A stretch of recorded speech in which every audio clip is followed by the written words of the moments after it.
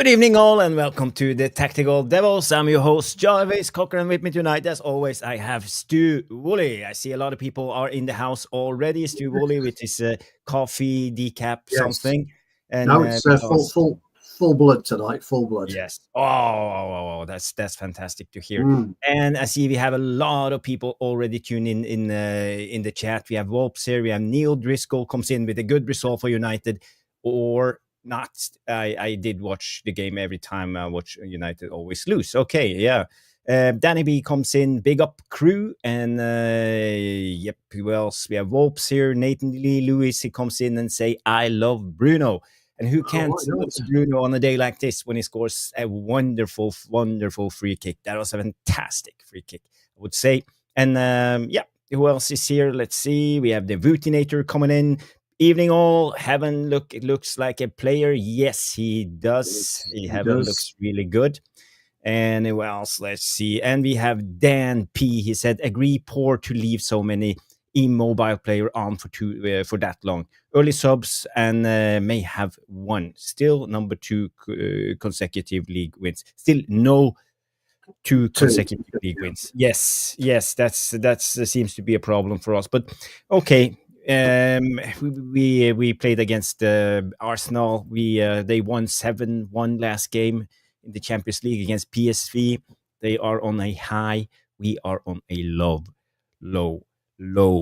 And yeah, it is what it is. I'm glad we came away with the result, and I would say the performance was good, especially the second half. And Neil Driscoll comes in and say, Bruno, haters, sit down. Absolutely. And we have Trevor Wade coming in, say, evening Jarvis, Chick Norris, Cocker, and Stu Mankini Woolley. The big man's in, Trevor Wade. Big up to everybody, by the way. Big up to Vulps. Big up to Vulps. Big up to Danny B. Big up to everybody in the chat. Neil Driscoll. Rebel Bakir is here. And before I let Stu talk, I just want to say, people, we are an up-and-coming channel, and I need you. I need you to smash that like. Take down your full screen, go to the thumbs up thing, press it, give us a like. And if you haven't subscribed to the channel, we have more than 600 subscribers, but we are aiming for 700 now and eventually 1,000 to get fully monetized. So like and subscribe. Yes. Now I want to go to Stu and say, hey, Stu, how did you see the game? First of all, I want to know who let Trevor Wade in. I mean, come on! I thought we banned him, but we'll let him in. We'll let him in. Have you told everybody the big news? We're on Twitch now. Me and Jarvis don't exactly know what Twitch is, but we're on Twitch. Jarvis set us up a Twitch thing, and we're on Twitch. So flip over to Twitch after this and do whatever you have to do. We're live on Twitch right now. So if people are tuning in on Twitch, big up, guys. Welcome to Tactical Devils. Yeah, so and one big thing quickly, please subscribe for us, because that is a massive, massive thing for us. We really, really do want to get to 700 down to 1,000 likes. Yes. We've got a real loyal community growing here. It'd be great to have some more. How did I see the game? Probably like everybody else, actually. I thought it was slightly boring, a bit inept from both teams in the first half, but the second half, I thought it was a really nice game of football, actually. It was a bit aggressive, a bit itchy, a bit angsty. I thought he refereed it quite well today, Anthony Taylor, if I'm being honest.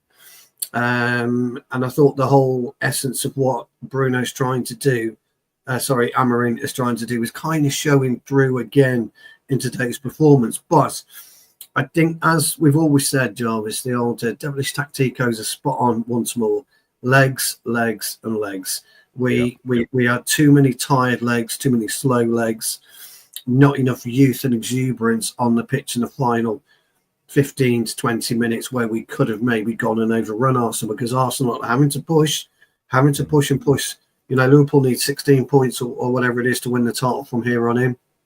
Yep. And Arsenal just haven't clawed it back. So today, fans, the best fans in the world, we've protested against the absolute scum, which is the Glazers, which was brilliant. Yes. And I'd like to absolutely pay gratitude to everybody who turned up there. My son was in there included. He said it was immense.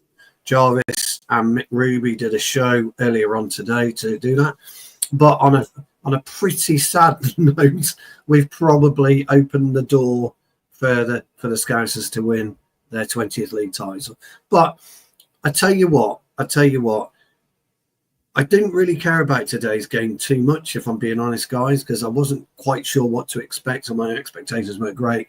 But I do think it sets us up now, lads and ladies, for Thursday. That is our key game. That is our critical game. And if we can get past Thursday, absolutely brilliant. So Jarvis has got a load of clips. We'll run through the game. We'll break it down for you as usual. But it was a game of two halves, wasn't it, pal? We were inept in the first half, but I thought we played very, very well in the second half. Yes, it was. Heaven, by the way, heaven. My man. By the way, Stu, I just want to say this. We have officially our first viewer on Twitch. There's one guy or girl watching us on Twitch. So welcome. Welcome on Twitch. I mean, we're down with Da Kids. Now we're on Twitch. I think that's how you say it, isn't it? Down with Da Kids. No. Don't. You sound like an old man. Don't say down with the kids. I know. Never mind. Yourself. John, I wonder if he'll find our stream sick. I think that's good. I don't know. I don't know. Welcome anyway on Twitch. It's sus. Yes, sus. Is it sus? Is it sus? That's the main word now for the kids. I believe. Oh, okay. Yeah. Oh, all right, then I might have to learn that one because I don't know what it is. But welcome anyway. So yeah, all in all, Jarvis, I thought game of two halves. But look, we came away with a draw.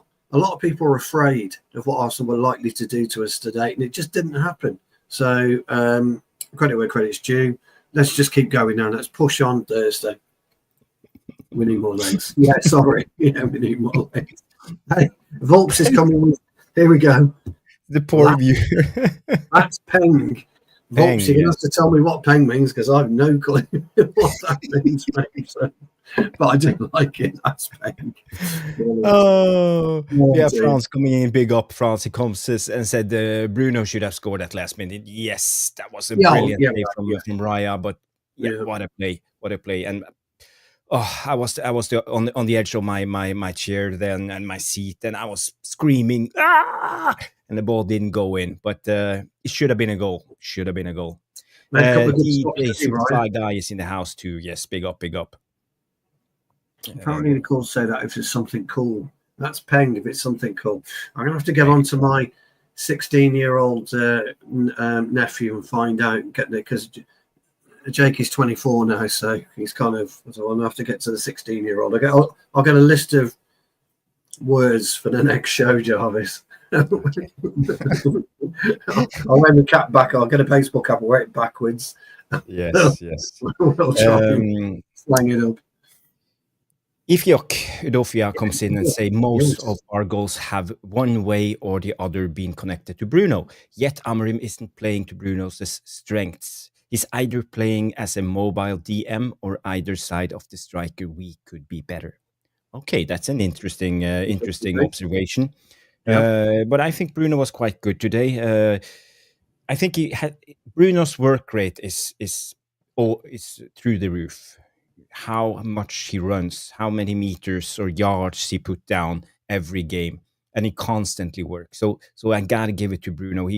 Today was a captain's performance from him. So everybody saying hating on Bruno tonight is the Bruno lovers' time to shine, because Bruno. Yeah, don't hate on anyone tonight. I think the lads did, as well as can be expected. Let's be honest. Yes. I don't like the Macarena, Trevor. I was never very good at it. I couldn't quite get the coordination part right, but I'll give it a go. Lee Sharp always when he scored. You remember running to the corner flag? He did that, didn't he? And then it was all that, and whatever. Yeah, Sharp. I've seen him at Villa Park ticket loads of times. Big up, Jay. Good to see you again. Big up, Jay. Okay, Stu, we are 10 minutes into the show. Let's go into it. Let's first of all, I want to bring up the momentum of the game. It shows you what we already said. It's about game of two halves. So this is first of all, I'm going to check that this is broadcasting. So when I bring something up and it's not showing, scream out in the chat. Help me out, so I know it's live, because you know that technical pro. Okay, it's up. So this is the momentum from the first half. You see here, Arsenal, a little bit Man United, and the rest of the game, first half was Arsenal.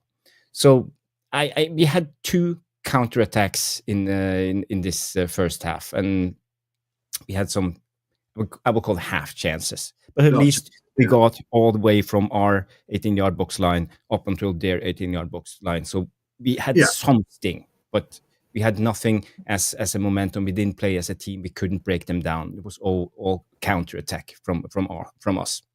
But I would say Arsenal did well, especially in the beginning. Merino, the substitute striker, when he came in, his work rate in the first 10, 15, maybe 20 minutes was immense. He pushed really hard. Same was with Ødegaard and Declan Rice. And it put us under pressure, because in the beginning of the game, we tried to play ourselves out from the back. I don't know if you remember last game, I talked about us playing out from the back from one side to the other, and we played with the press. Today we did the same, but we used the wing back. We used the decoy. We couldn't cut in and play in through the lines and into the central area. We played ourselves into their trap and lost the ball over and over again. So I have a couple of clips of that I will show you first, but I want to go through second of the stats. It's the stats ball possession. We only had 32%. So Arsenal were dominating us on the ball in the game. 68% possession. But we created as much as they did, 1.65 XG, expected goals, and they had 1.61. They had a total of 17 shots. We had 10, 2 on target, 2 big chances. They had 3 big chances. So I would say stats-wise, yeah, they had possession, but I think we were as good as them, because the second half was good. Stu, take a couple of comments while I bring up. Let's see where we go. So Yusuf, good to see you again, pal. Yusuf's unhappy with Cheeto not getting any minutes today. I think we're all a bit we're surprised about that. Dan P's back in. Yet another cutback goal conceded. My pet hate with our defending. Good finish though, Dan. I'm sure you'll appreciate that. In off the post, always a good finish. That one. Vulps is saying, please smash the like. Guys, please do. I love the new emoji too, Vulps. The Glazer sound, green and gold. Yes. Brilliant. Moreno should have gone for that stamp on Garnacho. Yeah, I think we'll talk about that later. We're going to have... I have footage of it. I'm not sure if I'm going to play it, but but I tend to agree it was a bad stamp. It's not good. It's not what we're looking about. Trev's coming with Dalot's made his 200th appearance for United today. How in the hell did that happen? I know, definitely don't mind that all of those previous managers got the sack for this travesty. Okay. Big up Stu and Jarvis. Wallenber's in. Lovely to see you. Ifeok is back in again. Ifeok says Collie should have been introduced earlier. In fact, with Collie and Casemiro behind Bruno, and Bruno allowed to play as the cam that he is, I believe we'd win this match. Interesting take again. Heaven, absolutely. I think he's impressed everybody. Rusty Shackelford, good to see you. Thank you very much for joining us. Jay's come in. Smash a like, please. Which he's in with. Trev comes in with Højlund, one big chance. Fluffed his lines once again. Proves he's not for us. And let's see what else we've got. Wyzerks is back here when the game is 1-0. So, yeah, I think he tried that back heel, didn't he? It could have made it 2-0 when the cross came in from Garnacho, I believe. Could have made it 2-0. Yeah. Are you ready to go, Jarvis, me old mate? Yeah, I'm ready to go. I just want to say to everybody, give us a retweet. Yes, press please. That link that I put in the live chat. Go to X for 2 seconds. Press the retweet and the heart, and we will be fine, because X is our way out to a bigger and broader audience, because YouTube is kind of boxing us in at the moment as a small channel, and for people who are just interested in tactics. But we are much more than that. You know, we are a Man United channel, so please help us and get the word out there. Yes, first of all, I want to go to the tactical board, and we can talk a little bit about what I saw in the game. So the lineups are here. Arsenal came in a can call it a 4-3-3, or maybe we can put it like this, a 4-2-3-1.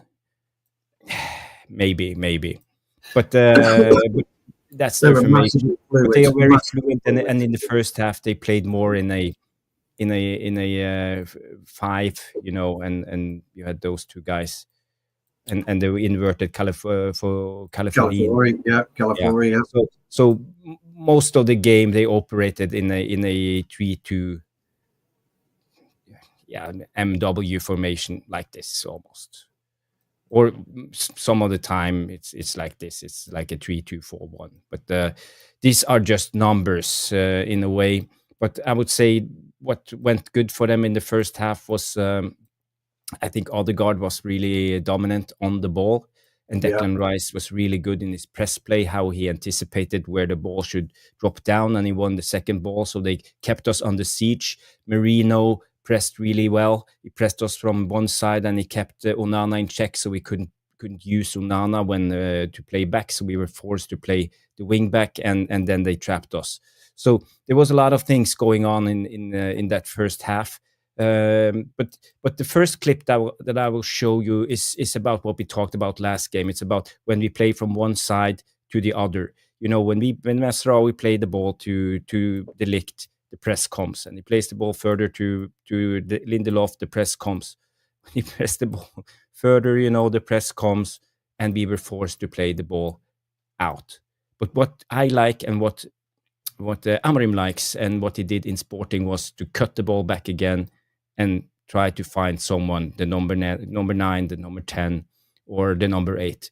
But we didn't do that. We played into their hands because Arsenal's press play was really good, and we couldn't seem to do anything about it. So the first clip I'm going to bring up is about how we try to play out from the back, but we get caught. Before you bring that clip up, just a very, very quick observation about Ødegaard and why he ran us ragged in the first half.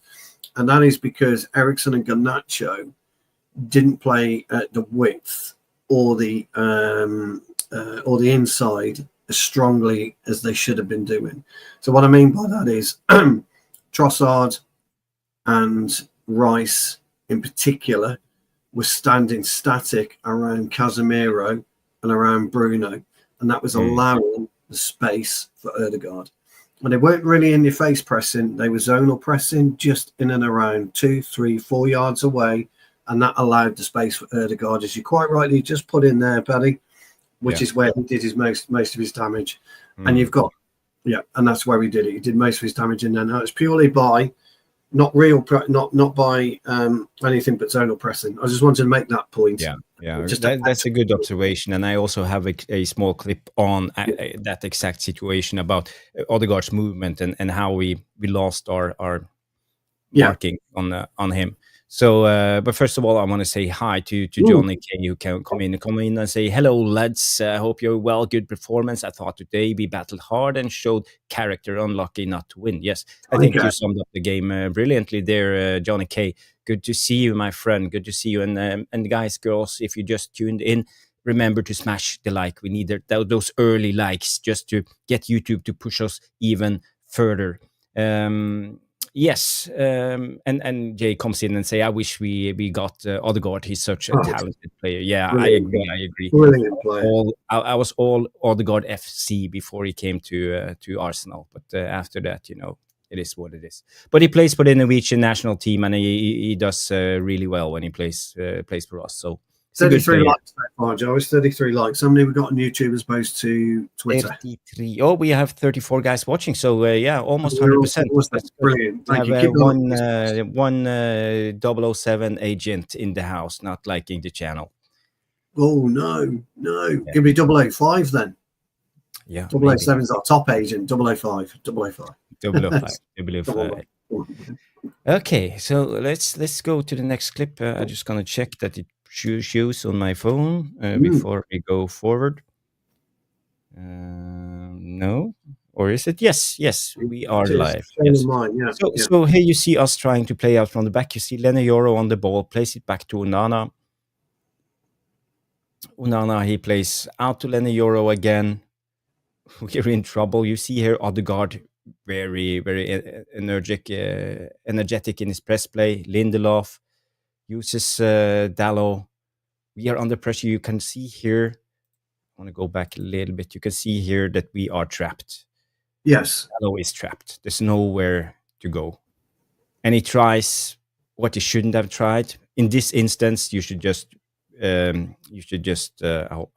would always say resign, but it's not the right word, but give up and hoof the ball up the field. But he tries something really dangerous to play it inside, and it gives Ødegaard and Arsenal a big chance here. But luckily for us, Onana was awake. Yeah. What you see here in the start of this press play is just Ødegaard, and I think it's Merino. It's Merino there, isn't it? Yeah. Yeah, he's playing. And we are 1, 2, 3, 4 against 2. But in some way or another, we play ourselves into trouble. And I think it's about ball tempo. You see the precision of our passing play. It's a little bit like sloppy, slow ball, and Onana's first touch. And he don't have the courage to play Lindelof here. And the Lindelof should maybe have moved a little bit right and played into this area. And then if we had done that, we would have played through their first line of press. But Onana chose the wrong decision. He played Lenny Yoro. And Lenny Yoro was in big trouble. Now we play Lindelof, but it's too late. And now you see here Dalot is in trouble and he's surrounded. At that point, yeah. So, what do you see here, Stu? I mean, oh God, yeah, loads, absolutely loads. If you go right back to the beginning, when Yoro receives the ball for me, I'm not going to have a go at Yoro here. I'm not going to eat his lunch because Amorim wants him to do this. But the space that Yoro's got is facing completely the wrong direction, face out towards the left wing. Okay, where you could get yourself 2 to 3 yards. It'll be in that dark shaded area. You see the dark shaded area on the far right. You want Lenny Yoro to face this way. Correct. When he and I want him in that dark now shaded he's facing area this way. Yeah. If he twists and goes into that dark shaded area, if you put an arrow into there and a circle, and put Lenny Yoro in there, for example, draw your little stick man and put Lenny Yoro in there. Okay, look at the space that he's got. He would have dragged Ødegaard alongside with him, and he's got a lovely simple ball into Bruno, or was that Casemiro? I can't quite see.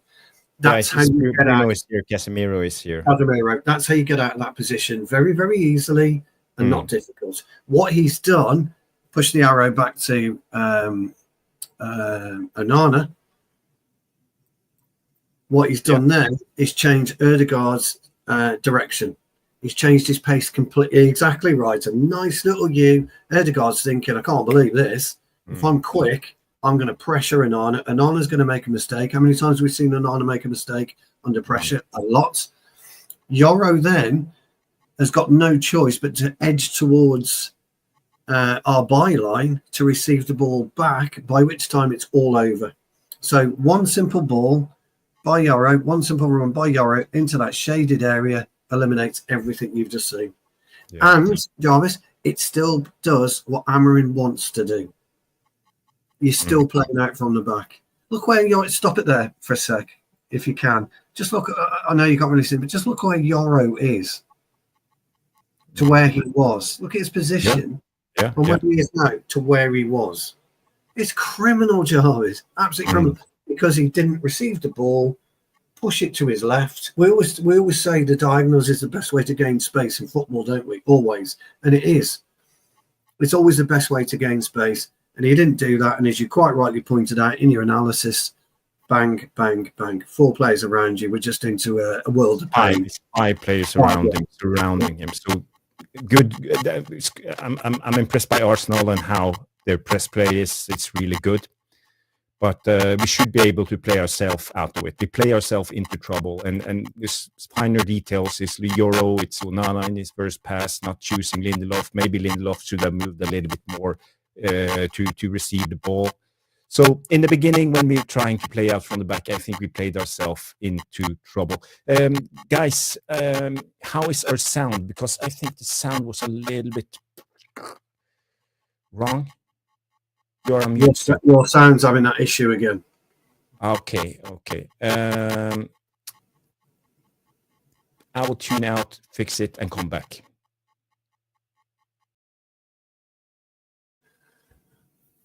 Sorry about that, guys. I hope you can hear me okay. There is some issues with Jarvis's sound. That's why we're a little bit late on the stream. What we were talking about there in that particular picture was, although that's what Amorim wants, Amorim's wanting Euro to utilise the defenders more than make space himself. The best way to make space in football is to run the diagonal. That's the only way you do it, because it will guarantee you 2 or 3 extra yards, because when you run a diagonal, you know that you've got to cover further as a defender or as an attacker or somebody who wants to close the ball. You've got to run further to do that. If Euro had gone into that shaded area, that dark space, that dark cube, he would have had a much better angle. He could have popped the ball back into Bruno or Casemiro. Would have had a much better. How are we doing now? Is it worse? Yeah, it's not worse, but you're still struggling a little bit. I'm not quite sure. Try again. Now, how are we doing? Yes. You're good. Okay, I put on the high pass filter to 150. I don't know what high pass filter is, but you are good. If you can put that clip back up, I just want to demonstrate what you were discussing. Yeah, but I have more clips on. I have one more clip. Oh, sorry. It's on, so we can just go to that, Stu. Yeah, let's go to that next clip. Yeah. But all I want to say, Jarvis, while you're finding that clip, and everybody in the chat, what Jarvis was talking about, Lindelof's position. Again, Jarvis, you're absolutely right. If Lindelof was about 2 yards to the right, he's got more of a passing on his left foot. He could let it run, couldn't he, into Casemiro or Bruno?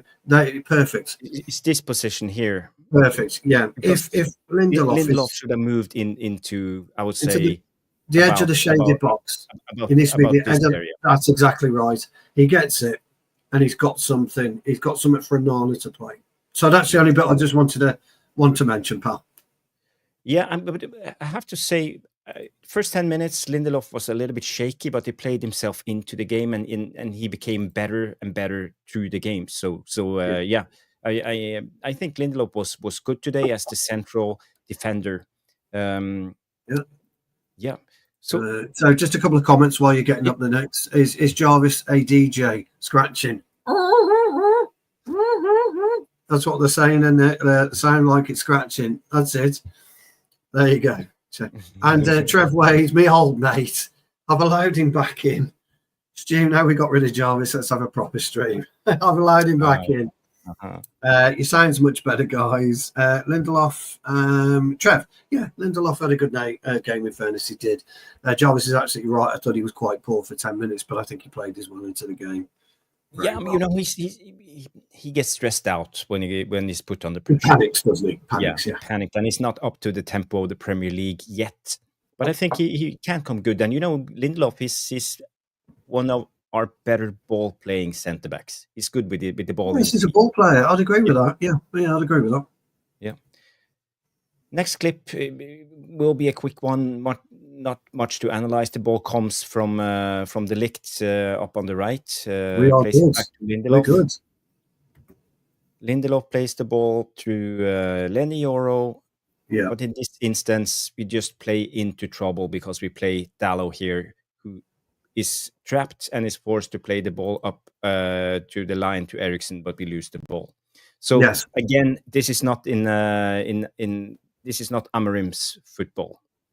No. In this instance, I would like to see Lenny Euro have two choices. You could either cut the ball inside again here and try to find someone in these areas. So you're talking about chopping across, aren't you? Yes. Chopping the ball across or tip of your shoulder or whatever you want to call it. Or the other option is play it back to Onana and start over again. Yeah. I don't like what I see when he plays Dalot here. It's not the right move because the wingback is the decoy. Correct. Yeah. In that position, I don't disagree with you. I'd like to see Euro get hold of the ball, actually, chop it, to the right or chop it to the left, make 2 yards himself, and then deliver a pass. Yeah. Or first time back into Onana, and that Onana to push it forward. Totally agree. I think the ball to Dalot, it was blind. I know Dalot, and I don't mean he didn't know Dalot was there, because he did, but it was just a blind ball. It's an easy ball just to cut across and swipe. I don't think, and we lose possession. There's no point using the ball, Jarvis, if we lose possession moving forward, 3 or 4 passes down the line. So I agree with you on that, mate. Yeah, and I think we have to start learning this. Yes. I saw positive things in the last game against Real Sociedad. Yeah. But the first 10 minutes we reverted back to default. Yeah, agreed. Yeah. So yeah, I'm not happy with it. I have even more clips. I can show you quick. So let's have a look. Eduardo is in the house. Big up Tactical Army. Big up Eduardo. Danny B just comes in while you're doing that, Jarvis. Lindelof 1 in every 5 games will be a solid performance. Yeah, I think Lisa said that about Scott McTominay, didn't we? John Wall's in the house. Jordan, great to see Jordan, you. Very, very quick one from Trevor. Trevor's absolutely right. Dalot wasn't necessarily under pressure on reception of the football, was he? When he received the ball, he wasn't under pressure. He put himself under pressure, with his Dalotness. We're going to call it Dalotness tonight. Yes, it's Dalotness. We can call it Dalotness. Dalotness. We've invented a new word. Let me try to explain this. I want to explain that. This is an important thing for us to understand. Let's see. I'm just gonna put them back into some kind of default. Here we have Party, Rice, Ødegaard in the 10, and Merino up top, and Trossard. Here we go. So why is it important not to play the wing back right away? Because the position of Dalot is not bad. Because I don't want Dalot too high up the pitch. Correct. In an Amorim system, what Amorim tries to do in this position, he wants to lure. Let's say Eriksen will move a little bit out here, so the right winger will be tucked in with Eriksen, and he will force the fullback to be ready to jump on Dalot, because Dalot is in a deep position. But then we have the striker, and the Jokenes thing is this is the way he wants to play. Jarvis, just go back. Just go back. Suddenly, let's see. Just go back a couple of seconds. You kind of stalled. Okay. Yeah, go back a couple of seconds. Okay. Sorry, mate, you stalled a little bit. Yeah. Because Dalot's position, he can't be too high up, because then it's easy for Timber to stay in connection with his back 4 line. Yes, but agreed. That's exactly right. Let's say in the dark shade area, Timber needs to move up and be ready to jump. Yeah, that's the decoy in this system. And if you look at Arsenal's back 4 line now, it's more like an L. It's not a straight line, and it opens up a huge space here. And we know what Jokenes likes to do: run the diagonals into here, exploit that pocket. This is what Amorim wants to do. So that's why we can't play this right away. It's all about timing and movement. And the players need to understand this. Lenny Yoro and the players from the back need to understand Dalot is a no-go.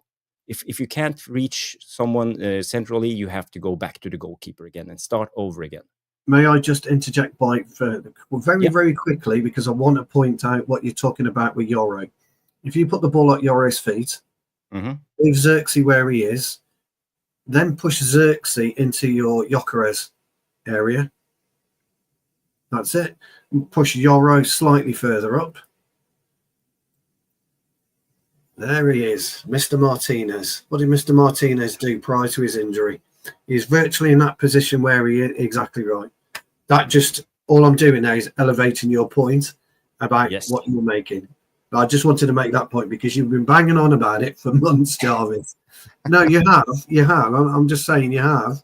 Yeah, but I'm going the next stage, showing you the wing-back's role into this. I'm just about to give you credit. To drag the opposite fullback out of position. I just want to give you credit. Let me give you a golden moment because you deserve this, pal. Thank you. And it's nothing about egos or anything. You deserve this. What has happened to that phase of play since Martinez is no longer in the side due to injury? It's been eradicated. We lack a ball playing left centre. It's been eradicated. And what Mazraoui did it last game. Once, maybe once. Yeah, Martinez was trying to do it 5 times a game, and don't forget on 2 or maybe 3 consecutive matches, he either scored or created. That's all I was saying. I just wanted to point out, Jarvis, and what you've been talking about was that we haven't seen it properly since Martinez. So I just wanted to, cover what you've been talking about. Yeah, but I think you are right, and maybe it's about Lenny Yoro's limitations. I'm not going to go at Lenny Yoro. Not going to go with him. But it's about his limitations. He's not a left wing back. No, wide centre back. I think he's set up for that. Yeah, it's not his best position. It's about passing angles. We remember Ten Hag always talked about these passing angles. He couldn't play Varane on the left centre back because of the passing angles, for example. I remember. Yeah. No, exactly. Yeah. No, I totally agree. I just wanted to point that out, mate, because you've been talking about it for a while, and I just wanted to demonstrate our lack of use of that since. Thank you, Nathan. Appreciate Big up, Nathan Lee Lewis. And by the way, Nathan, you commented on the show the other day, and I pressed your link and checked out your channel. You're quite a singer. You have quite a voice. I was really impressed, Nathan Lee Lewis. I must do that. Yes. Natural left footer needed, which is what you're talking about, just isn't it? Yes. You're not necessarily natural. So I just want to point that out, mate, because the Gyökeres run. Did anyone see his goal at last weekend, Gyökeres, or in midweek? I can't remember when it was, but he made that diagonal bendy run and scored on his left foot. Okay. Well, yeah, Gyökeres is brilliant. He's brilliant. Unfortunately, it doesn't look like we are going to sign him. No, it doesn't look like it, does it? Next, again, it's a lot about now how we play ourselves out from the back. Mazraoui plays over to Ligt. Ligt finds Onana. Onana finds Lenny Yoro. And what do you think Lenny Yoro's doing here? Plays Dalot. And Dalot, wastes the ball because Dalot is useless in a lot of instances. We struggle so many times in the first half with this. It's about our ability to play out. One very, very tiny observation about that. Yoro was doing the old backwards 2-step. If he'd stood, he might have had a better use, and find rather than the backwards 2-step. Yeah. That's all I would say about that clip. Yes, but then again, I think the players realized this, and maybe it was instructions from Amorim, but the game changed. We stopped playing out from the back. We started pinging it long. Agreed. Thanks, Volps. Yes. Much appreciated you tuning in, pal. Yeah, big up, Volps. Have a great night. Yeah, so we started pinging the ball, and in a way it changed the game because we weren't caught really deep, and we were more in control after that. Yeah, it did change the game for the better, didn't it? And I'm not talking for the betterment of the spectacle. I'm just talking for the betterment of us being less under pressure. I think you're absolutely right. Because it was a poor spectacle that first half, wasn't it? Yes. So we were under siege. Arsenal dominated the first half. I have this clip. Maybe we can show this. It's about Ødegaard and his movement. And we had troubles with Casemiro, Bruno, and Eriksen dropping in like a midfield trio, and how they communicated. And they struggled with the picking up Ødegaard. And Ødegaard, he's a brilliant guy, and his movement is really good. So you see here in this clip, you see Ødegaard is here. And he's moving in behind. That's Bruno. He's moving in behind Bruno just take a small like a loop and then go out here again. So both Eriksen and Bruno loses him just because of this small movement. So have a look, Stu.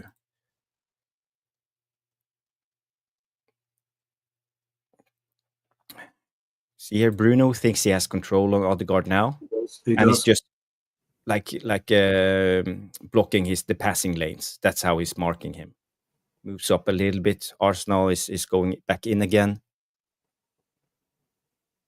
Ødegaard moves after Bruno. You see here he blocks the passing lane because the ball is here. Yeah. Now Ødegaard just makes a small movement, and he's totally free. Because Eriksen doesn't see it because he's behind Eriksen's field of vision. Yeah. Eriksen's vision is here, and Ødegaard just moves out and is available. Yeah, even Eriksen sees him, you see. But look at all that space Ødegaard gets. Yeah, look at the space he's got. So this is Ødegaard, he's a brilliant player, and he likes to find these small pockets of space. Yeah, you were right there. The interesting thing about it, for the first couple of minutes, Ødegaard doesn't move out of his main position. He's always in that lightly shaded area of grass. If you look, It's only when he gets the space at the end, he comes into the darker shade to pick up the ball deep. But then he's done that for a reason. That's to give him the 5 yards to get a strike. If you look at the original flip when he goes in behind Bruno, the original clip right at the very beginning, he's still within a lightly shaded area. So he's basically just running the line, but it's not a line, if that makes sense. He's working within a very small parameter, and he's watching what's going on around him. He's what I call a logical footballer. Yes. He plays very educated, very intelligent with his brain. And I like that about him. You see, he's just in that lightly shaded area. And when he needs to move to make space, because he knows where we are. I mean, when you actually look at our defense, if you take Ødegaard out, just block him out for a minute, then we've really set up nicely. It's the fact that Ødegaard's got himself into that position by just moving left to right or spinning a little, hasn't come out, sees the split, the real split there between Eriksen and Bruno, just jogs into the green area, takes what's the turn, bang. Yeah. And how many 3, I think it was 2 touches out of his feet and bang. A nice spot that, mate, by the way. Nice spot. Yeah. Because you got to be able to spot that, because you won't notice it during the game. You won't notice it during the phase of play. 100%. Boxing Straight Talks comes in and say, evening everyone, good defensive performance overall. Fell asleep for the Rice goal though, and we had the best chances. Need to start putting them away. Yes. We did. Yeah. We will come to the 2 big Højlund chances and the big Bruno chance at the end. I think we probably should have won it. While I find the next clip, you can take this question from the one and only Trevor Wade. The issue is likely to be, Trevor, and I'm not 100% sure. I can only guess and surmise here, but I would imagine it's a confidence issue. And I think that Højlund's massively low on confidence at the moment. If you bring Cheeto on in place of Højlund, take Højlund out of the equation while he's on the bench for a game, it's just going to crucify him. It's poor. You should have a better mentality, but that's what happens sometimes in football. So it's the only thing would consider. I think it's to protect Højlund rather than anything that Cheeto did or didn't do. It's a poor viewpoint, by the way, and I admit it, but it happens in football all the time. I have one more clip, Stu, on us playing out on the back. I don't want to bore you to death with us playing out on the back, but no, I like it. But you talk about it a lot, Jarvis. Yeah. This is the positive part when we try to play out from the back. But unfortunately for us now, when we finally got it, we started playing it long. So here you see Lindelof on the ball. Eriksen drops down, receives the ball, plays it back to Lindelof again. Back to Eriksen, back to Lindelof. You see they are in control and they feel confident when they play. And now you see Lenny Yoro. Now Lenny Yoro makes the pass to Onana, not finding Dalot out here. Yeah. But look at Lindelof, where he's pointing. He's pointing here, and Lindelof is actually doing really well here. Unfortunately, the Ligt tries to hit it long. Yeah, right here, he should have played Lindelof, and we would have played over the press, and Lindelof would have faced them, and will created a big chance coming into the midfield and the middle third. But we didn't. I agree. I would have got into Lindelof there. He got plenty of space around him. Could have taken it, made the switch. He was wanting it. Look at Lindelof's reaction. He's wanting it. Throwing his arms out. Yeah, he's wanting it. And I this agree. is. I'm not going to criticize the Ligt too much, because I like the Ligt. I think he had a brilliant performance last game, and today was also, he did well. But he tends to hoof it long instead of keeping it on the ground and playing it. He's not really aiming for anyone in particular there. If you look, he's not trying to loop it into Garnacho, for example. He's not going to find Bruno. He's not going to find Casemiro from that angle. So it's a bit of an aimless pass. I'm not quite sure where Xerxes was in that position. It's an aimless pass. But you see right here, there's such an easy pass to find. It's a piece of piss pass. Even I understand that Lindelof is frustrated, and Lindelof actually played himself really good into the game. So I'm positive to Lindelof actually today as the central defender. I don't like him on the wide defender sides, either left or right, but central. No, you like him more central, don't you? Yeah. No, I agree. But it's the same for the Ligt also for me. Centrally, I think he's best. I think he's best centrally, yeah. A couple of answers to Trev's question. Danny P thinks maybe they left Cheeto out just in case he was over eager against his old club. Good point. That said, Heaven was really good. Trev comes in, kind of agrees with me, but then he flips it over to Amorim. If Amorim's the be-all and end-all, you've got to be ruthless. Totally agree. You have to be ruthless in football. Boxes Straight Talks replied to Trev. I think Ineos are telling Amorim to use Højlund because of the money paid out for him. That's also a good shout. Trev says, Boxing, I don't know. But if that's the case, he's just a yes man. So, interesting responses to Trev's question there. What's good with the Ligt? He has a hell of a right foot, and he knows how to pass. The long balls is really good from the Ligt. He's quite accurate as well, isn't he? Yeah. Yes. And he finds Dalot on the other side. Yeah. Dalot, for once, takes it down brilliantly, almost loses the ball. But again, you see here now, we have people coming in the right positions. Bruno coming in, Xerxes is good. Even Eriksen, he put in a diagonal run here to open up this space. You see here. Eriksen. Yeah, it's nice there by Eriksen. Nice again from Eriksen, and opens up space for Bruno. I like Xerxes where he is as well. He's not in the world's worst position there. He's occupying, one of the centre halves, which is what we've been crying out all season. Jarvis occupy centre. Now he goes in nicely here, Xerxes. He's got in between where he should be. Penalty spots. And again, you see here we shift play again to the other side. So now we shifted play in a short amount of time 2 times.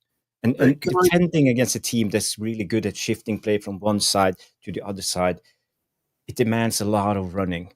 I agree on that. They can't move their legs quick enough.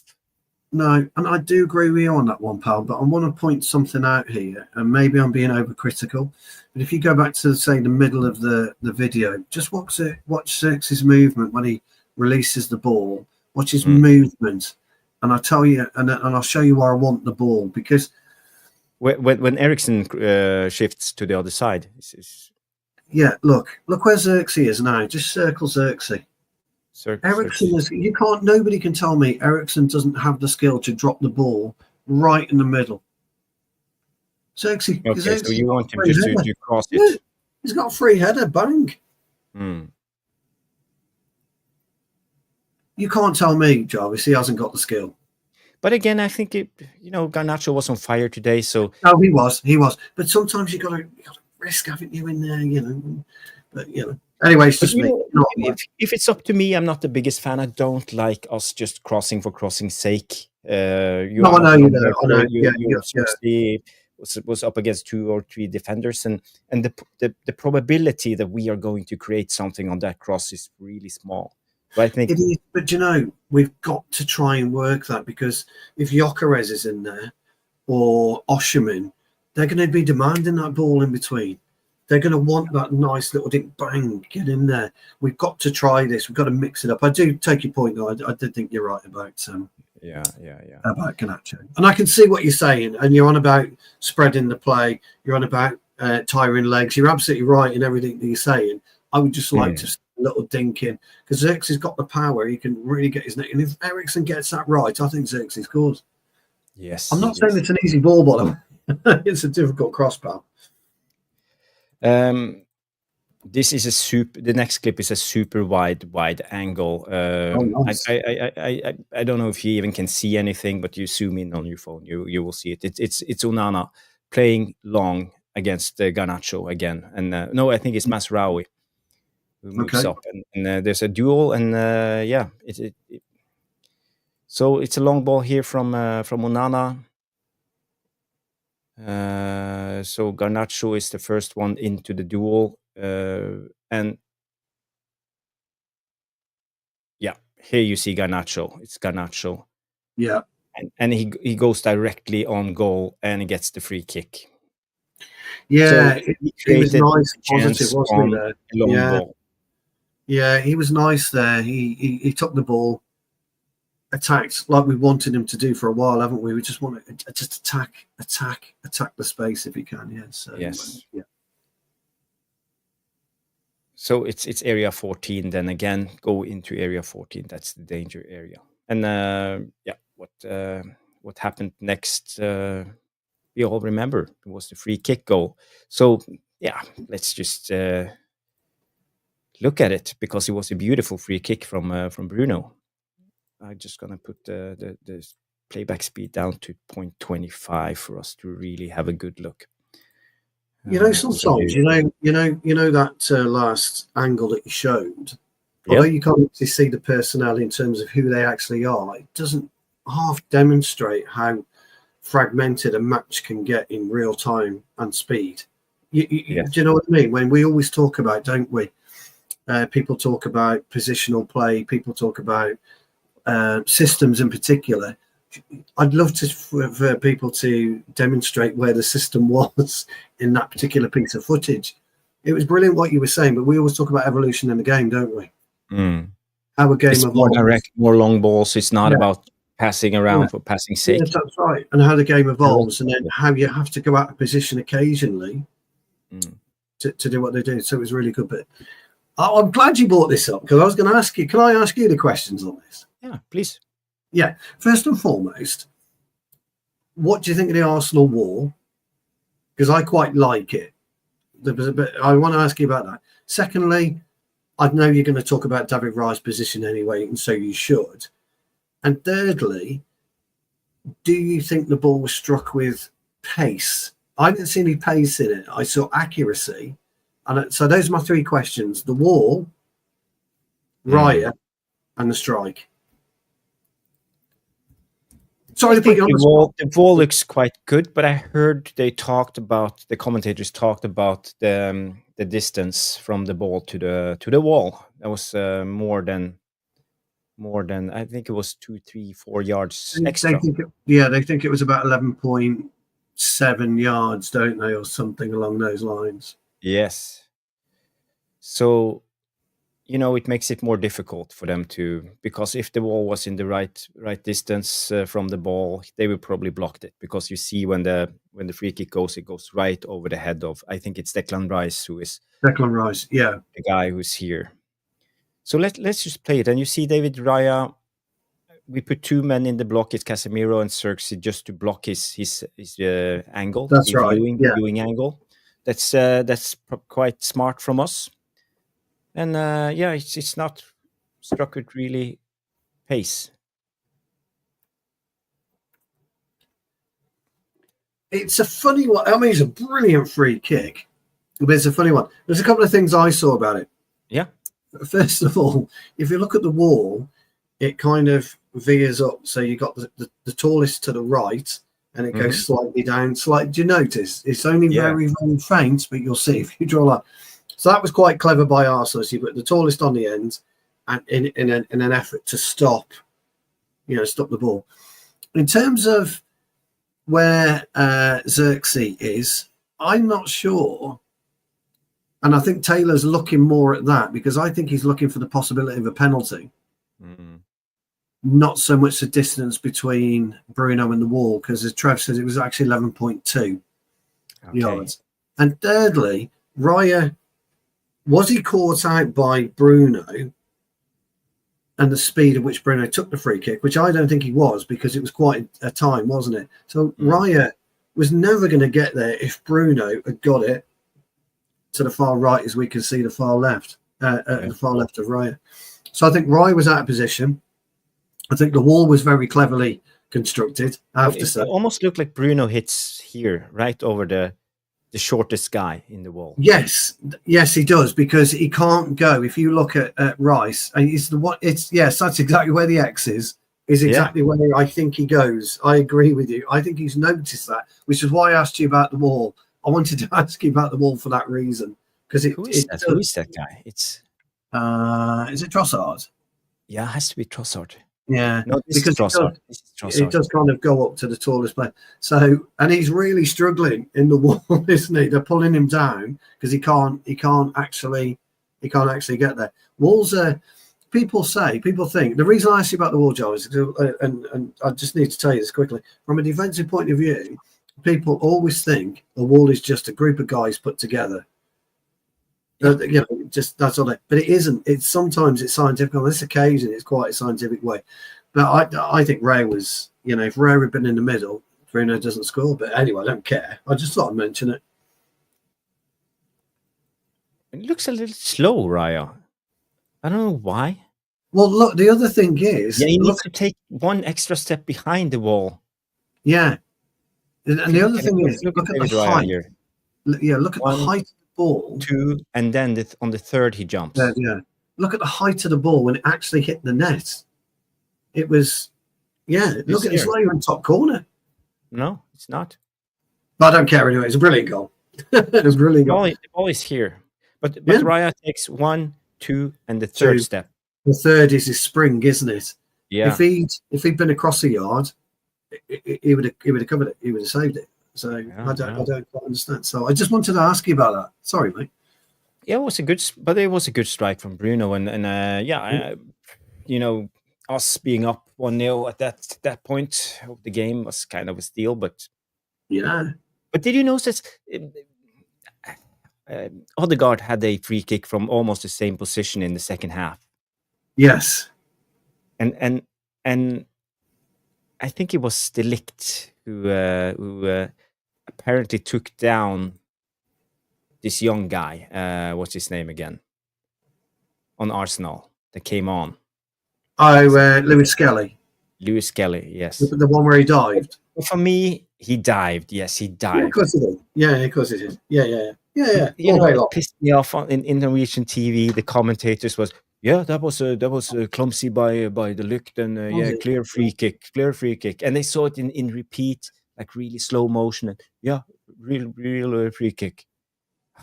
Sometimes no chance in a million years. No chance in a million. It was. A couple of guys were talking about. Yeah, sorry, just a couple of guys were talking about the Xerxes being pushed off, and they're absolutely right. But I guess what I was trying to say is I couldn't understand why goalkeeper Rye's caliber will be put off by what Joshua Xerxes is doing, because he can't control what happens with the free kick, can he, Jarvis? No. So maybe we're trying for a penalty, but he can't actually control that. So that was my only question. Great spot body, devilish tacticos as always. By the way, as always, the devilish tacticos. So we are into second half now. 1-0 up. But I say in the second half, started a Garnacho show. Yes. I don't know if you agree. I think Garnacho had a really, really good game today. I think Bruno's spark inflamed after his wonderful free kick. and he came out particularly fired up. But there was something different about Garnacho, wasn't there, in the second half? It was.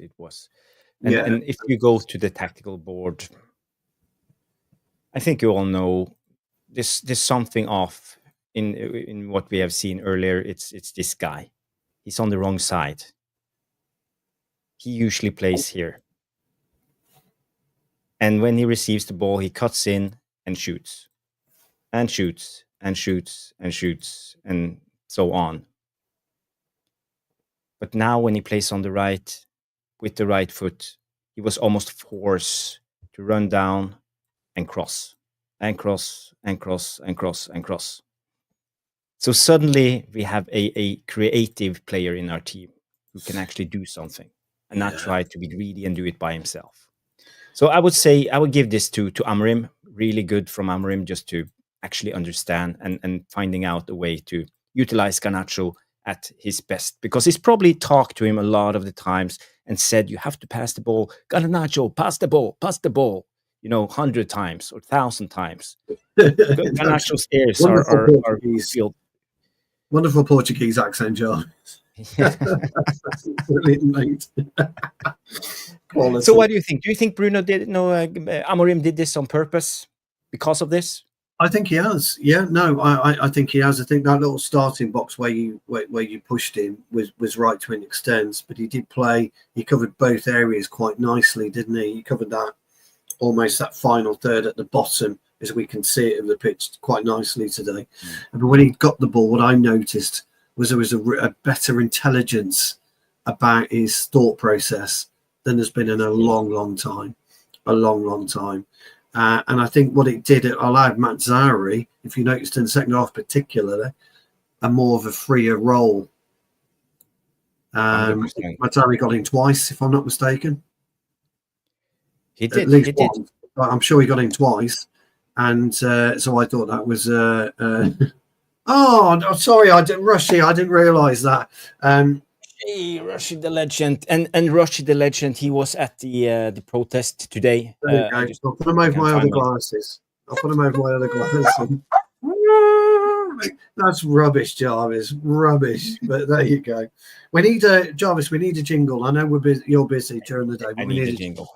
Yes. But I want to say thank you, Rushmano, the legend. He was at the protest today, supporting the 58s and fighting for a club. Thank you, Rushmano, sending me a lot of footage. I did a protest stream on MUFC Realist TV with Mick Ruby, and I showed a lot of this footage and what I could do to help out to gain some traction for our cause. So. Thank you very much, Rushmano, and thank you for this brilliant gifting. 5 memberships to the Tactical Devils. So we've got AJ. You've been gifted.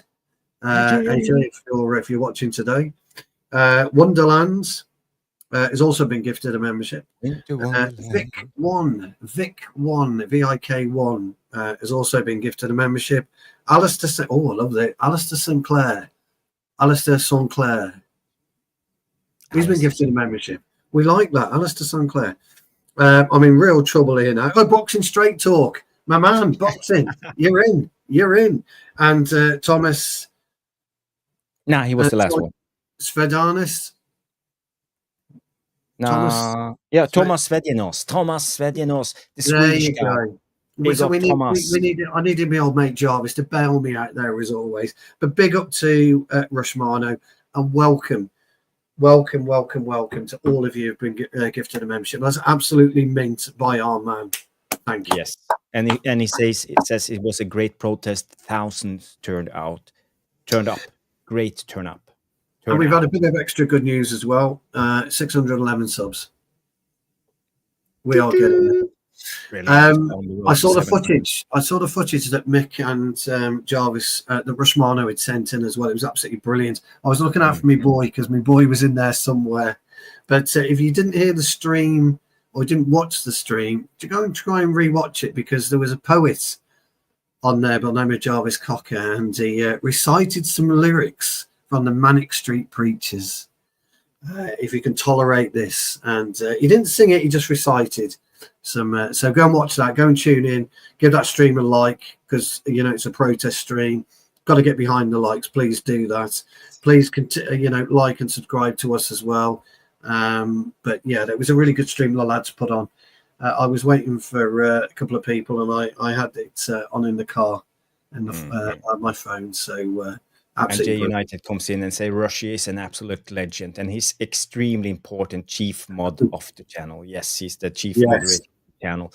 Rush Mono, and I would say all of you guys are supporting, and Trevor and Jay and all of you. I'm so grateful that I have you guys. You know, it wouldn't be a channel without you. So thank you, everybody, and thank you, Rush Mono, for gifting those memberships. Let's just go back into football again, and we can chit chat a little bit more later because I have 5-6 more clips. So if it's too much, tell me. But I'm so into this. These are great clips. We've just got to keep an eye on the stream time. Yes. So add to stage. Did it go? Yep. We are in. By the way, new members. You are now. You can now use the new member emojis. You have the Jarvis face, the Stu face, the Amorim face, and the Glazers out. I will try to add more emojis. I think I can put 10 in there. So I will definitely add more. So if you want to become a member, you can just sign up. It's $1.99 a month, and you support the channel, me and Stu, in our journey into YouTube and trying to bring you some good content. It's not free, so unfortunately we need some money just to fund everything. It's a lot of licenses and stuff we have to pay for. So it is what it is. But I'm not getting rich by YouTube. That's for sure. No, we're definitely not by any stretch of the imagination. But it's just really, as Jarvis said, just to help pay for the licenses and stuff of that nature. So that's all these guys. Where's the Mankini emoji, Jarvis? Oh dear. That's a brilliant idea. I will put. I will make a thank you, emoji. Trev, for that idea. Right, what we got, pal? What we got? Right, you talked about Mazraoui, free roll, and Garnacho. So here you see Mazraoui actually on the ball, going inside. I think it's Casemiro that comes and tackles him. By the way, Casemiro was in the mood today. He wanted to tackle everyone. So, but look at our press play to win the ball back again. And Garnacho, this is a player in form. When you receive the ball, he knows what to do. He goes straight to the byline, crosses it, and it creates a big chance. It's a brilliant piece of play. This is what I like to see. And imagine if this was on the other side, Garnacho receiving the ball here. He would most likely go inside, cut inside, and try to shoot. Yeah, no, I'd agree. Yeah, I think he would do. He the old Garnacho as well. I know that gap there closes between the two Arsenal players, but we would just try to penetrate that gap. We've always wanted him to penetrate the width, and he did that today. Got to really handle Mazraoui's run as well. Got to shout that out. It was a fabulous piece of play. Do you see how wide his stride was to get him across? Absolutely wonderful play. Unfortunately, we don't have a striker in this team, so no one was here on the receiving end. No, we need a striker. Yes. I think we might have mentioned it once or twice. No. But they're not used to anyone crossing. That's no, they're not that right. They're like, why bother? I tell you what, if we want somebody like Gyökeres, or we want somebody like Osimhen, or we want somebody like whoever, Jared Bowen, for example, then they're going to be fuming. They're going to be going nuts. Which is why, if you are, we were talking about that Eriksen cross, Jarvis.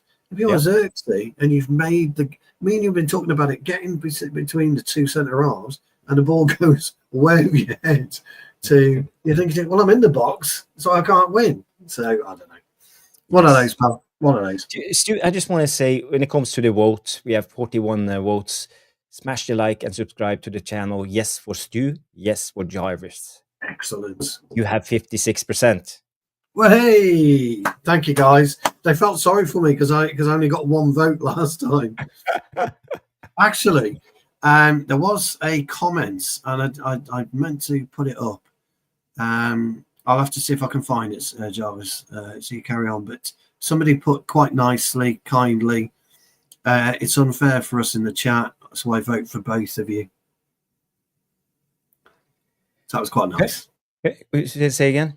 Somebody put in the comments, it's unfair for us in the chat to choose between you two, so I vote for both of you. Can't remember who it was. It was quite a nice. Thank you. Here we go. Luman says, sorry, but the politics. Big up, Luman. Big up, Luman. So I vote for both. So there you go. But I saw a new face in the chat. The 50th I've seen. We had a girl called. It has cost me money. The only reason I'm winning it, Jarvis, is it's cost me dough. Trevor knows. Lovely Lola's in the house. Where are you looking? Lovely Lola's in the house. Her name is Lola. She is a showgirl. The name, yeah, good one. Yeah, we have Lola. So big up, lowly Lola. I'm the 50th like. Thank you. Oh, lovely Lola, 50th like, brilliant. Yes. And also loudmouth football coming in and say Garnacho is quality. He needs a tempo controlling balanced striker. Højlund is none of that. He needs to be offloaded immediately. He handled the Italian centre-backs well, but Burnley exposed him in the first game. It's a good point about Italian centre-backs. I agree with that. I don't disagree with that at all. Yeah. Good point. Good spot. Very, very good point. Loudmouth football. I think I haven't seen you in the chat before. So welcome. Welcome. Could you let us know if it's your first stream, and if not, then but welcome anyway.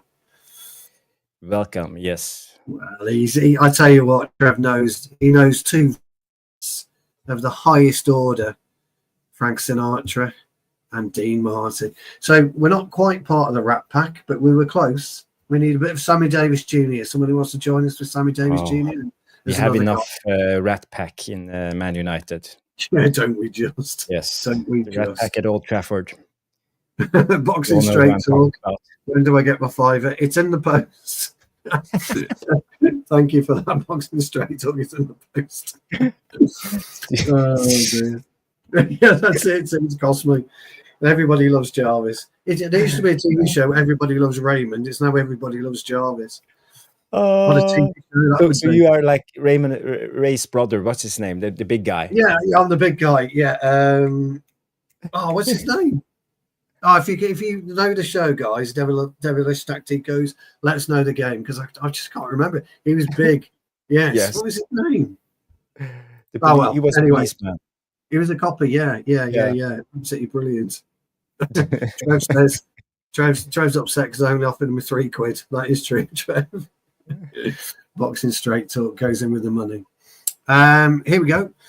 Bit of news from Rushmano. Do you want to take that, Jarvis? Yes, I can take that. I was just preparing the next clip. Sorry, I'll do that then. Okay. Manchester United confirmed they will return to the USA for their pre-season tour this summer to face West Ham, Bournemouth, and Everton in a Premier League summer series. Just like to point out how good Bournemouth looked again today under your mate Iraola. Looked amazing again today. Kirkus, wow! Did you see Kirkus? Yeah, Kirkus was unbelievable. Kirkus, he was unbelievable. What about Kluivert? Young Kluivert? Yeah, unbelievable. Great team. I think Iraola has assembled a really, really solid team. Thank you. So lovely solid. Lola voted for me, but thank you very much, Lola. Yeah, that's okay. That's okay. You're free to vote. It gives you some votes, I got 90%. I was getting upset. I had to phone him up the other night. I said, Jarvis, what's going on? Nobody likes me. I'm not coming on again. He said, well, it's a cross to bear, Stu, but get on with it. Stop moaning, he said. Get on with it. No. Let's go back to football, Stu. It's getting out of hand. Yes. I talked about Garnacho. I think he had a brilliant game today, but it wasn't just about going forward. Here you see it's Mazraoui chasing, but look at Garnacho here in the deep end of the picture.